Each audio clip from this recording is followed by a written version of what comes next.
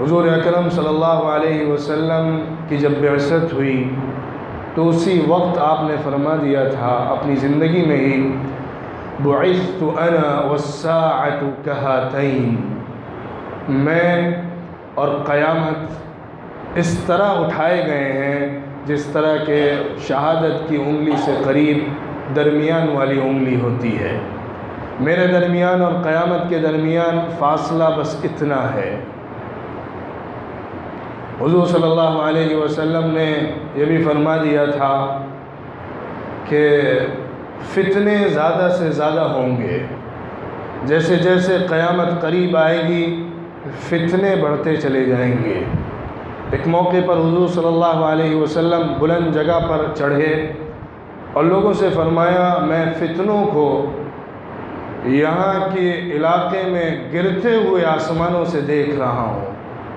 ایک موقع پر حضور نے فرمایا، فتنے ایسے آئیں گے جس طرح کہ ایک تسبیح ہو، اس تسبیح کا جو دھاگا ہے اس کو کاٹ دیا جائے، اس کو توڑ دیا جائے تو تسبیح کے دانے ٹوٹے ہوئے دھاگے سے جس تیزی سے گرتے ہیں، اس طرح سے فتنے امت پر آئیں گے۔ حضور نے بھی فرما دیا تھا کہ فتنے اس طرح سے آئیں گے کہ جب انسان لوگ فتنوں میں ہوں گے تو سوچیں گے سب سے بڑا فتنہ یہ ہے، لیکن اگلا فتنہ جب آئے گا تو کہیں گے کہ پچھلا فتنہ آسان اور ہلکا تھا۔ یہ زمانہ فتنوں کا زمانہ ہے، آزمائش کا زمانہ ہے۔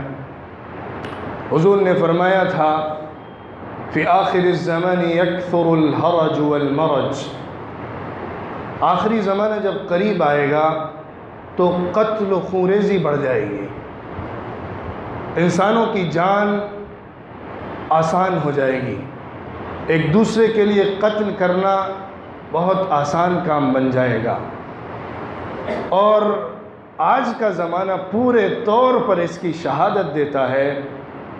قتل و خونریزی کی جو تصویر احادیث میں کھینچی گئی ہے قیامت سے پہلے، یہ دنیا اس طرف بڑھتی جا رہی ہے، یہاں تک کہ وہ وقت آئے گا جب سب سے بڑی جنگ ہوگی، جس کو حدیث میں الملحمۃ الکبریٰ کہا گیا ہے، اور بیبل لٹریچر کے اندر آرمیگیڈون سے اس کو یاد کیا جاتا ہے، جس کی تشریح ان کی ڈکشنریز میں یہ لکھی گئی ہے، the biggest world war before the end of this world, سب سے بڑی جنگ بٹوین گڈ اینڈ ایول، سب سے بڑی ایک جنگ ہوگی قیامت سے پہلے جو اچھے اور برے، خیر اور شر، اچھے لوگوں اور برے لوگوں کے درمیان ہوگی۔ ہمارا بھی عقیدہ یہ ہے، احادیث میں اس کی نشاندہی بھی کی گئی ہے۔ بہرحال قیامت سے پہلے جو واقعات ہونے والے ہیں، اس سے پہلے جو بڑی علامتیں ظاہر ہونے والی ہیں، جن میں سے بڑی علامتوں میں یاجوج ماجوج کا ظاہر ہونا ہے، ملحمۃ الکبریٰ کا ہونا ہے، ایک بڑی جنگ کا ہونا ہے، حضرت مہدی علیہ السلام کا ظاہر ہونا ہے، حضرت عیسیٰ علیہ السلام کا آسمان سے اترنا ہے۔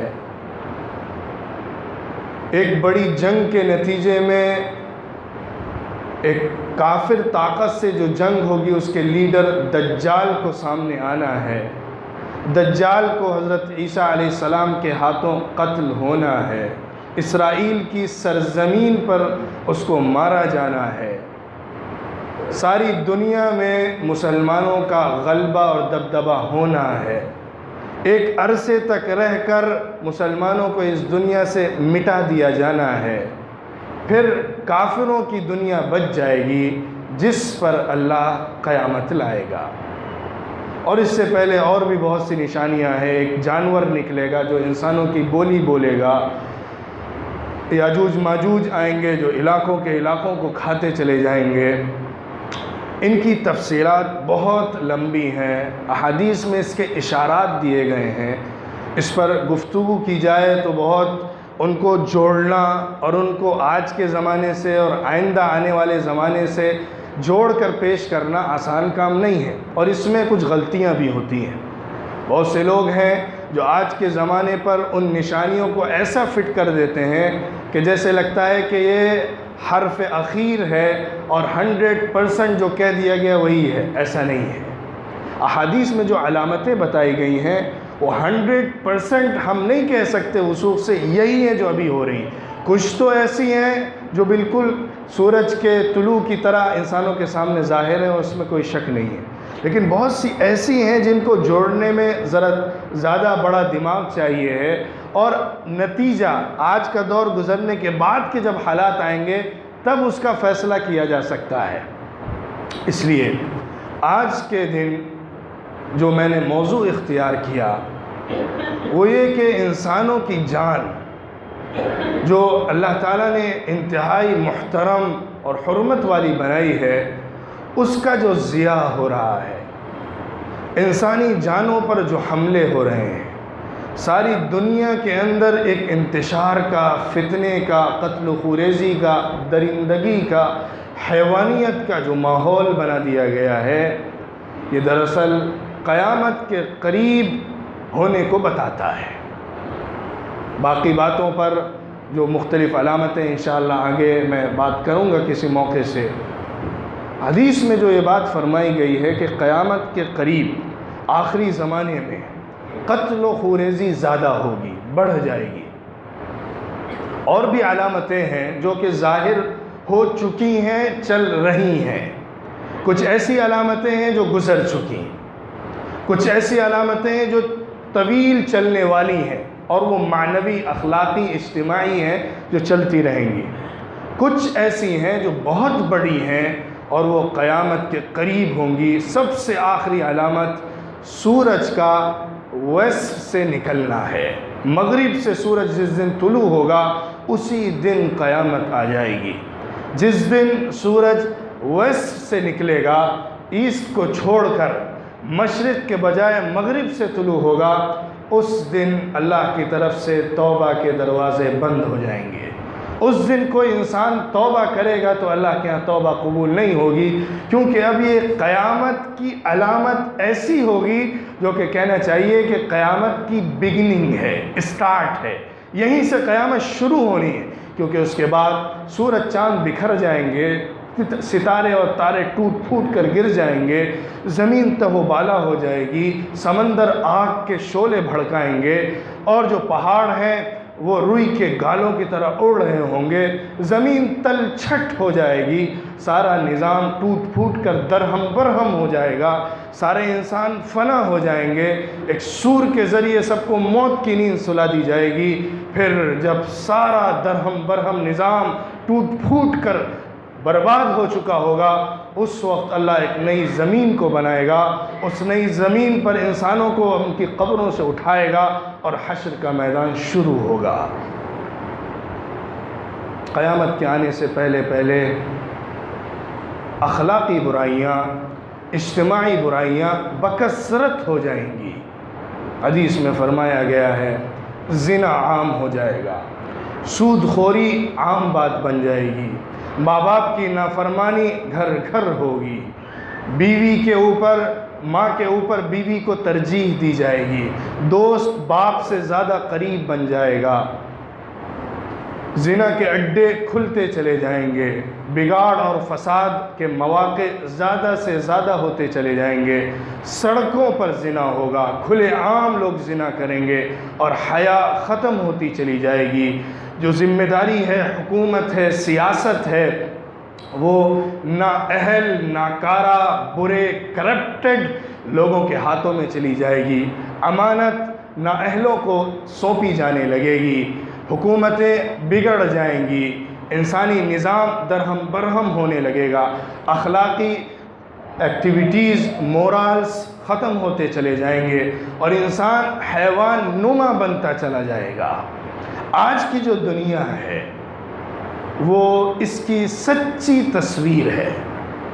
اس وقت ظلم کے جو پہاڑ اس دنیا میں توڑے جا رہے ہیں، خاص طور پہ عرب ممالک میں، اسلامی ممالک میں ڈھائے جا رہے ہیں، مظالم، وہ بڑے دردناک اور سنگین ہیں۔ خاص طور پہ شام کا جو علاقہ ہے، سیریا کا جو علاقہ ہے، یہ خاص آج کے دور کا ٹارگیٹڈ علاقہ ہے، ایریا ہے۔ پوری دنیا کی نگاہیں اس علاقے پر پڑی ہوئی ہیں۔ ایک عجیب بات آپ کو بتاؤں کہ قیامت سے پہلے جو سب سے بڑی جنگ ہونے والی ہے وہ بھی اسی زمین پر ہوگی۔ بعض حدیث سے تو یہ بھی معلوم ہوتا ہے حشر کا جو میدان ہوگا وہ بھی سیریا کی زمین ہوگی، دمشق کے علاقہ ہوگا اور شام کی سرزمین کو بنایا جائے گا۔ بڑی اہم سرزمین ہے، مبارک اور مقدس جگہ ہے، بے شمار انبیاء یہاں پر آئے ہیں، بنی اسرائیل کے بہت سارے انبیاء یہاں پر مدفون ہیں، زمین کے اندر سو رہے ہیں۔ کتنے انبیاء نے یہاں اس کو میدان دعوت بنایا ہے، اور حضرت ابراہیم علیہ السلام بھی یہاں پہ گئے ہیں، وہاں رہے ہیں۔ شام کا علاقہ صرف وہ نہیں ہے جو آج کا سیریا ہے۔ جب شام حدیث میں کہا جاتا ہے، جب شام اسلامک لٹریچر کے پوائنٹ آف ویو سے کہا جاتا ہے، تو اس کے اندر جارڈن، فلسطین، اسرائیل کا علاقہ جہاں پر اسرائیل قابض ہے، پورا فلسطین، وہ سارے کے سارے علاقے اس کے اندر شامل ہوتے ہیں۔ وہ سارے خطے جو آج ڈیوائیڈڈ ہو گئے ہیں وہ سارے کے سارے شام کے اندر موجود ہیں۔ اس سرزمین کو اللہ نے بڑی برکت عطا فرمائی۔ اس سرزمین کے اندر بہت سارے انبیاء بھیجے گئے جنہوں نے اس کو دعوت کا میدان بنایا، اور اس سرزمین پر بڑا انبیاء کے ذریعے دعوت کا کام ہوا۔ اللہ نے دنیاوی اعتبار سے بھی اس زمین کو بڑا نوازا، بڑا زرخیز، خوبصورت، خوشنما بنایا، پہاڑوں اور جھرنوں اور دریاؤں کے ذریعے سے اس کو خوشنمائی بخشی، اور ساتھ ہی ساتھ روحانی برکتیں، آسمانی برکتیں بھی اس زمین کو عطا فرمائیں۔ حضور اکرم صلی اللہ علیہ وسلم بھی معراج پر جانے سے پہلے اسی زمین پر آئے تھے، بیت المقدس کے علاقے میں جو شام کے اندر ہے وہاں پہ تشریف لائے تھے، وہاں رہے اور پھر وہاں سے آسمان کی طرف گئے۔ یہ سرزمین بہت اہمیت کی حامل ہے تاریخی اعتبار سے۔ ہسٹری کے اندر اس زمین کا بڑا رول اور کردار ہے، بڑا حصہ ہے۔ بڑی بڑی حکومتیں، بڑے بڑے بادشاہ اس زمین پر آئے ہیں اور حکومتیں قائم ہوئی ہیں۔ آج کے زمانے میں اس زمین کو خاص ٹارگٹ بنایا جا رہا ہے۔ عرب کی سرزمین پر ایک انقلاب آیا تھا 2011 میں، جو انقلاب شروع ہوا، جس کا آغاز تیونس سے ہوا، مصر گیا، لیبیا گیا، یمن گیا، پھر اس سے پہلے ہی شام کی سرزمین پر مارچ میں 2011 میں یہ انقلاب پہنچا۔ مظاہرے شروع ہوئے، ریلیاں شروع ہوئی، پروٹیسٹ شروع ہوا حکومت کی پالیسیز کے خلاف۔ لوگ سڑکوں پر آئے، مظاہرے ہوئے، حکومت نے ان کو دبوچا، ان کو مارا، ان کو پیچھے دھکیلا، اور ان پروٹیسٹ والے لوگوں کو کامیاب ہونے نہیں دیا، جس کے نتیجے میں لوگ جڑتے گئے۔ مختلف جو ان کی ٹیمیں تھیں، تنظیمیں تھیں سنیوں کی، وہ جمع ہوتی چلی گئیں۔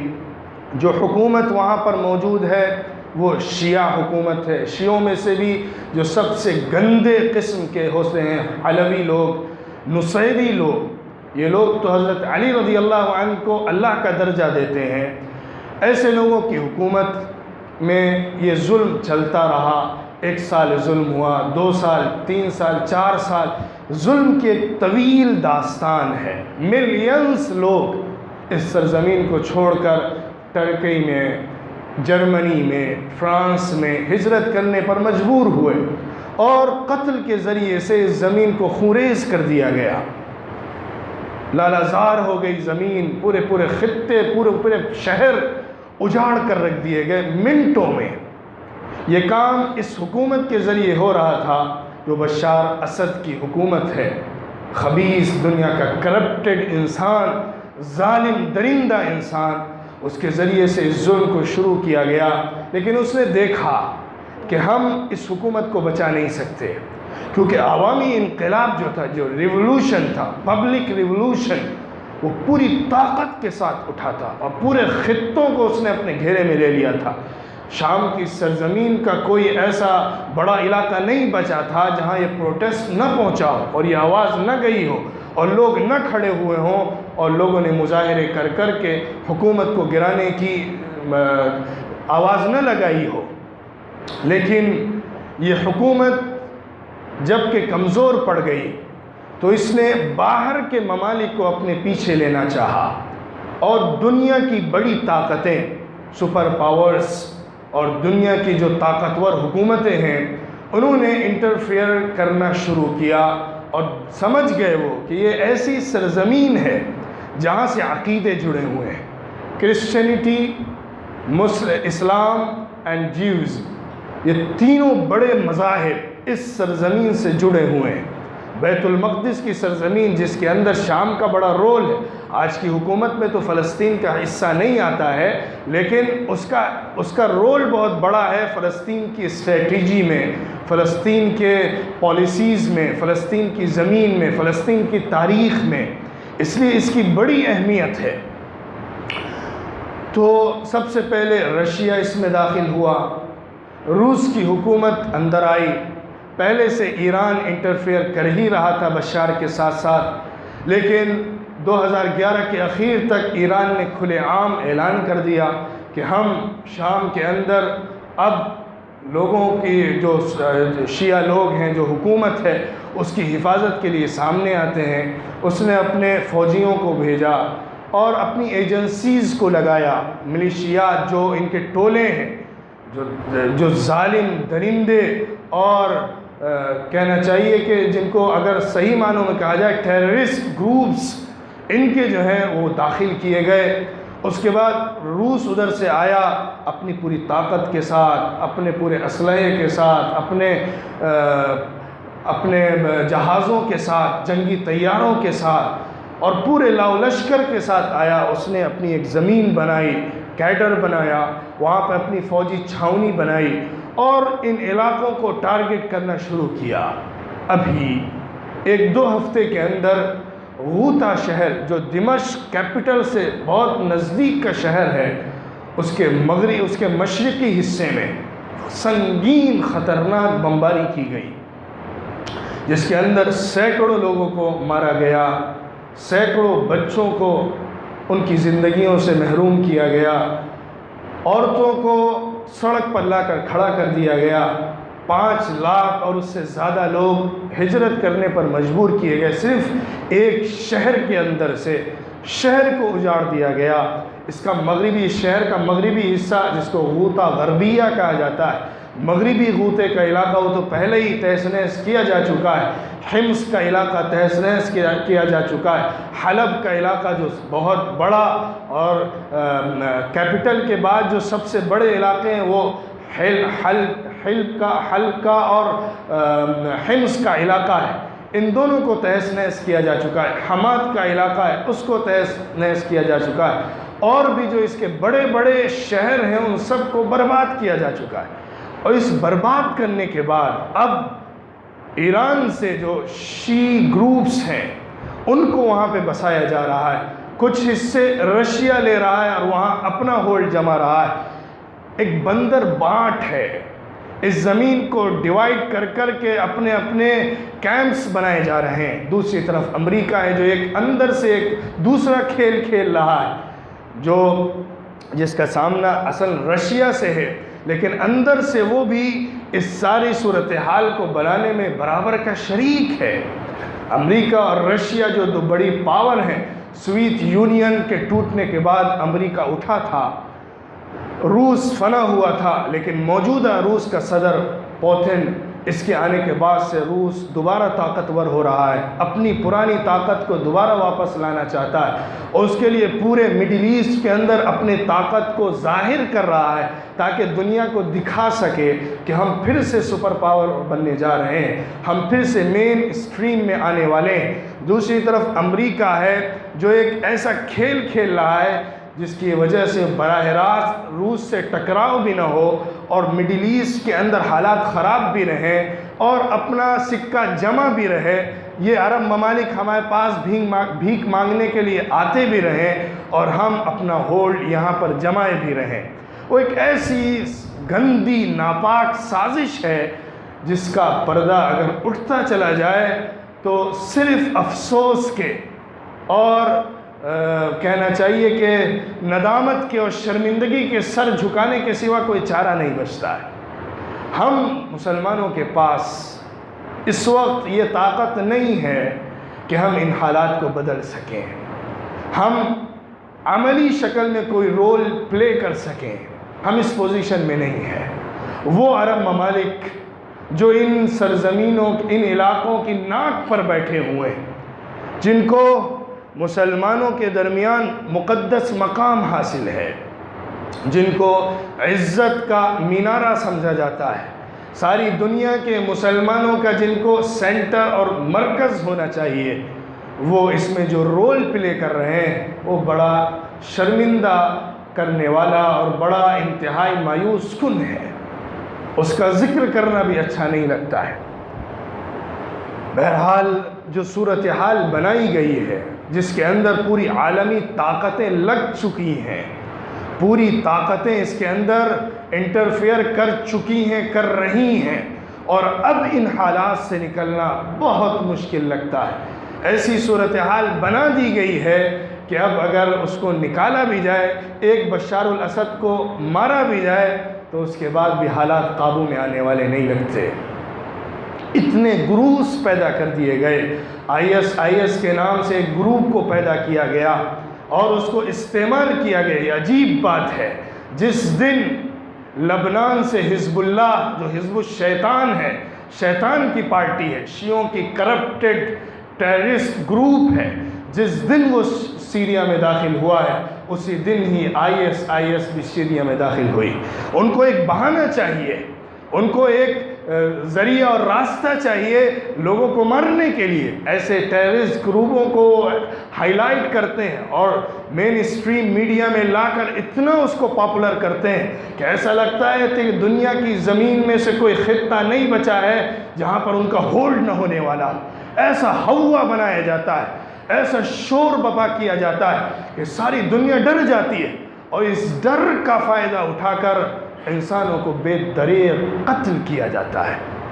اگر آپ رپورٹس پڑھیں، اگر آپ جائزہ لیں جو صورتحال اس وقت چل رہی ہے اور پچھلے 5-6 سالوں میں ہوئی ہے، شام کے اندر، عراق کے اندر خاص طور پہ، یمن کا معاملہ، تیونس کا معاملہ، مصر کا معاملہ، لیبیا کا معاملہ، جہاں پہ انقلاب آیا تھا وہ الگ ہے، اس کی تفصیلات دوسری ہیں، لیکن اس وقت جو سب سے زیادہ خوناشام صورتحال بنی ہوئی ہے وہ شام اور عراق کی ہے، اور پچھلے عرصے سے یمن کی بھی صورتحال دیگرگوں ہے۔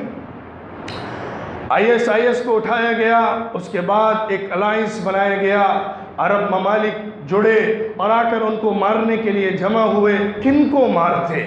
بم تو گرتے ہیں ایک عام انسان پر، جب آسمانوں سے بم گرتے ہیں تو پھر ایک بچہ، ایک بچی، ایک ماں، ایک بیٹا، ایک باپ، وہ جان کا نذرانہ پیش کرتے ہیں۔ جو مسلح طور پہ جنگ کر رہے ہوتے ہیں وہ تو اپنے انتظامات خود کیے ہوتے ہیں، ان کو معلوم ہوتا ہے ہمیں کہاں چھپنا ہے، ان کو معلوم ہوتا ہے ہمیں کس سے جنگ ہو رہی ہے اور ہمیں کہاں کیا پیترا بدلنا ہے۔ نشانہ جو بنتا ہے وہ مظلوم انسان بنتا ہے، نشانہ جو بنتا ہے وہ عام سول بنتے ہیں، اور یہی ہوا۔ 10 لاکھ ملینز لوگ اس کا نشانہ بنے، شام کی زمین پر قتل کیے گئے، اور ایسا خونریز معرکہ بپا کیا گیا کہ لگتا تھا کہ شاید اب اس سرزمین کو دوبارہ زندہ نہیں رہنا ہے۔ کوئی علاقہ نہیں چھوڑا گیا جس میں عمارتوں کو تہس نہس نہ کر دیا گیا ہو، علاقوں کو خالی نہ کر دیا گیا ہو۔ ایسی ایسی تصاویر ہیں، ایسی ایسی ویڈیوز ہیں کہ اگر اس کو انسان اپنے نارمل حالت میں دیکھ لے تو اس کو کھانا اچھا نہ لگے، وہ دن گزار نہیں سکتا پرسکون حالت کے اندر۔ ایسی حالت کی، اس سرزمین کی ایسی حالت کی گئی ہے کہ اس کے بعد خون کے آنسو رونے کے سوا کوئی چارہ نہیں بچتا ہے۔ بچوں کی ایسی ایسی تصویریں کہ آپ تصور نہیں کر سکتے، اور اس کو بیان بھی نہیں کیا جا سکتا۔ اس کے لیے الفاظ کے اندر وہ ٹمپریچر نہیں ہے جو اس غم کو، اس تکلیف کو، اس معصوم بچے کے درد کو دکھا سکے جس کے سر سے باپ اٹھ چکا ہے، جس کی ماں کو کاٹ کاٹ کر پیس پیس کر کے جدا کر دیا گیا، جس کے بھائیوں اور بہنوں سے اس کو الگ کر دیا گیا، جو ایک قافلے کے ساتھ جا رہا ہو اور قافلے سے بچھڑ گیا، جو صحرا کے اندر ایک تھیلا لیے ہوئے ملتا ہے، جس تھیلے کے اندر اس کے ماں کا خون زدہ جسم پر لگا ہوا ایک کپڑا ہوتا ہے، جو ایک تھیلی میں لیے ہوئے وہ آگے بڑھتا چلا جا رہا ہوتا۔ اسے نہیں معلوم میرے آگے کیا ہے، اسے نہیں معلوم میرے پیچھے کیا ہے، اسے نہیں معلوم میرے اوپر کیا ہے، اسے نہیں معلوم میرے نیچے کیا ہے۔ ایسی بچیاں جن کی کھیلنے کی عمر ہے، وہ اپنے ماں باپ کے جسم کے مردہ لاشوں سے کھیل رہے ہیں۔ ایسی عورتیں جن کے سہاگوں کا زمانہ ہے، وہ اپنے شوہروں کے خون سے اپنے سندور کو سجا رہی ہیں۔ ایسی مائیں جن کو اپنے بچوں کے سہاروں کی ضرورت ہے، وہ لڑکھڑاتے لڑکھڑاتے راستوں میں دم توڑ دیتی ہیں۔ گھروں کے اندر سے، ملبوں کے اندر سے کھینچ کھینچ کر بچوں کو جس طرح نکالا جاتا ہے، وہ تصویریں ایسی ہیں کہ میرا خیال ہے جو سب سے بڑے زلزلے آتے ہیں دنیا کے اندر، ان زلزلوں کے بعد اس زمین کے اور ان خطوں کے جو حالات بنتے ہیں وہ بھی اس سے کم ہوتے ہوں گے شاید۔ ایسا ظلم کا ننگا ناچ ناچا گیا اور عالمی طاقتوں کے ناک کے نیچے یہ سب کیا گیا، ان کی سرپرستی میں کیا گیا اور ان کے اشاروں پر کیا گیا۔ اشاروں ہی نہیں بلکہ ان کے خود کی شرکت کے ساتھ کیا گیا۔ ابھی کا جو حملہ ہوا یہ رشیا کا حملہ ہے، رشیا نے حملہ کیا۔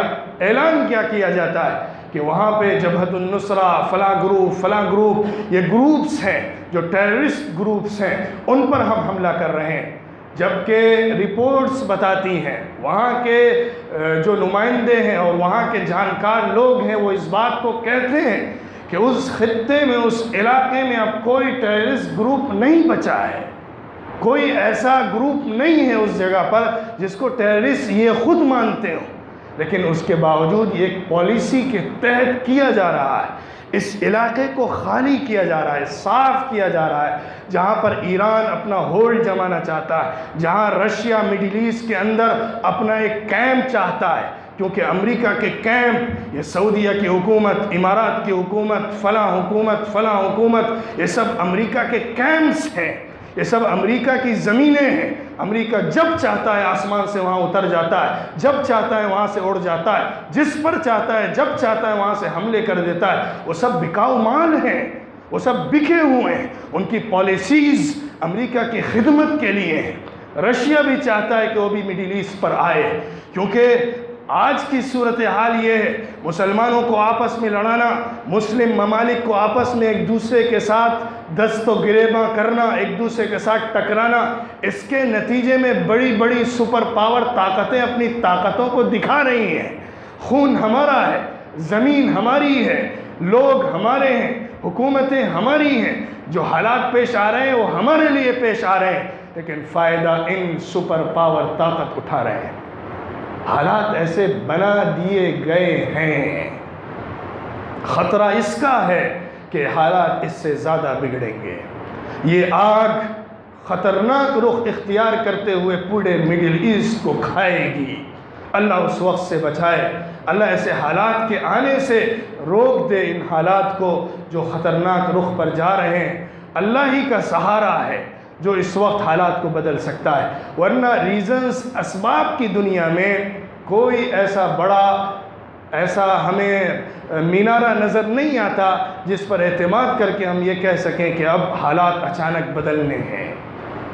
یا تو دو شکلیں ہیں، یا تو اللہ تعالیٰ مسلمانوں کے حالات بدلے گا انہی لوگوں کے ہاتھوں جو لوگ اس وقت مظلوم بنے بیٹھے ہیں، اور حالات دوبارہ بدلیں گے اور پھر مسلمانوں کے پاس طاقت صحیح معنوں میں آئے گی، اور اسلامی طاقت ان ممالک میں جو عرب ممالک ہیں، اسلامی ممالک ہیں، اللہ کے نام پر فتح کیے گئے ہیں، اسلام کے نام پر لیے گئے ہیں، محمد صلی اللہ علیہ وسلم کے جانثار صحابہ نے جن کو آزاد کرایا ہے، دوبارہ سے حالات بدلیں اور پھر سے حکومتیں قائم ہوں، یا لبرل حکومتیں بنیں، امن اور پیس پھر سے آ جائے، پھر حالات بدلیں، یا دوسری شکل یہی بچی ہے کہ پھر امام مہدی علیہ السلام کا ظہور ہو جائے۔ جب ان کا ظہور ہوگا تو جتنے مسلمان ٹوٹے بکھرے ہیں مختلف دنیا کے خطوں میں، سب ان کے اوپر جمع ہو جائیں گے۔ جو بھی اللہ کو سچا ماننے والا ہے وہ ان سے جڑ جائے گا، جو ان سے نہیں جڑے گا وہ جہنمی ہوگا، وہ اللہ کا باغی ہوگا، وہ اسلام کا دشمن ہوگا۔ یہ حالات آخری ہیں، جب یہ ہوگا تو پھر قیامت سامنے ہوگی۔ انہی کے زمانے میں حضرت عیسیٰ علیہ السلام بھی آئیں گے، لیکن ابھی ان کا ظہور نہیں ہوا ہے، علامتیں ظاہر ہو رہی ہیں، اللہ کے علم میں ہے کب ظاہر ہوگا اور کیا ہوگا۔ اس وقت جو حالات ہیں ان کو دیکھتے ہوئے ہم مسلمانوں کی ذمہ داری کیا ہے، میں اس پر بات ختم کرنا چاہتا ہوں۔ ہم اس وقت جانوں کے ذریعے سے وہاں مدد نہیں کر سکتے، ہماری اتنی حیثیت آج نہیں بچی ہے کہ ہم ان کے سفارت خانوں اور ان کے قونصلیٹ کے سامنے جا کر مظاہرہ کر کے اپنی آواز اٹھا سکیں، ہماری تو یہ حیثیت بھی نہیں بچی ہے۔ افسوس کے ساتھ یہ بات کہنا چاہتا ہوں، اور ہمیں ماننا چاہیے کہ ہماری جو پوزیشن ہے آج وہ اتنی پچھڑی اور اتنی بری اور اتنی بیکورڈ ہے کہ اس کے بعد صرف اپنے چہروں پر کالک ملنے کے سوا کچھ نہیں ہے۔ لیکن ایک دروازہ ہے، وہ دروازہ امت کے لیے ہمیشہ کھلا ہے، اور امت کم سے کم اس کی مکلف ہے، اور وہ دروازہ ہے دعا کا دروازہ۔ اگر ہم دعا کریں گے تو اللہ تعالی ہم پر رحم کرے گا، ہمارے ذریعے سے ان پر رحم کرے گا، ہمارے ایمان کو سلامت رکھے گا، ہماری اسلامی محبت زندہ رہے گی، اور اس کے نتیجے میں اللہ کی طرف سے رحمتیں اتریں گی۔ دعا بڑی پر اثر ہوتی ہے، دعا کے اندر بڑی طاقت ہے۔ اللہ کے رسول صلی اللہ علیہ وسلم نے فرمایا دعا تو تقدیر کو بھی بدل دیتی ہے۔ اس لیے دعا ایک ایسا ہتھیار ہے مسلمان کے پاس، کم سے کم درجے میں اس کا استعمال کرنا فرض عین ہے۔ اس کے علاوہ اللہ کا نظام ایسے چلتا ہے کہ دیگر اسباب اختیار کیے جائیں، دوسرے راستوں سے بھی کام ہو، تب تبدیلی آتی ہے۔ لیکن جب انسان عاجز ہو، جب وہ کچھ نہ کر سکتا ہو، تب دعا اس کے پاس بڑا ہتھیار ہے۔ اس لیے کم سے کم ان حالات میں اپنے مسلمان بھائیوں کے لیے دعا کریے، جو مظلوم ہیں شام کے، جو مظلوم ہیں فلسطین کے، جو مظلوم ہیں یمن کے، اور جو مظلوم ہیں مصر کے، ان کے حق میں دعا کریے، اور ظالموں کے خلاف بد دعائیں کریے۔ اللہ تعالیٰ ان کو سزا دے، اللہ ان کو نیست و نابود کرے۔ اگر ان کے حق میں ہدایت ہے تو ان کو ہدایت عطا فرمائے، ورنہ ان کو نیست و نابود کرے۔ اللہ کے رسول صلی اللہ علیہ وسلم نے رعل اور ذکوان کے علاقے، جنہوں نے مسلمانوں کی ایک ٹیم کو جو دعوت کے لیے بھیجی گئی تھی ان کے ساتھ، ان کو قتل کر دیا تھا، ان کے خلاف حضور صلی اللہ علیہ وسلم نے پورے 1 مہینے تک بد دعائیں کی۔ ہر فجر نماز کے بعد حضور اکرم صلی اللہ علیہ وسلم ان کے خلاف بد دعا فرمایا کرتے تھے، بد دعا کیا کرتے تھے۔ اس لیے ظالموں کے خلاف بد دعا کرنا، جو مسلمانوں کو قتل کر رہے ہیں، اور مظلوموں کے حق میں دعا کرنا، جو لاچاری اور بے بسی کی حالت میں زندگی بسر کر رہے ہیں، ہر مسلمان کا فرض ہے۔ اللہ ہمیں توفیق عطا فرمائے۔ وآخر دعوانا الحمدللہ رب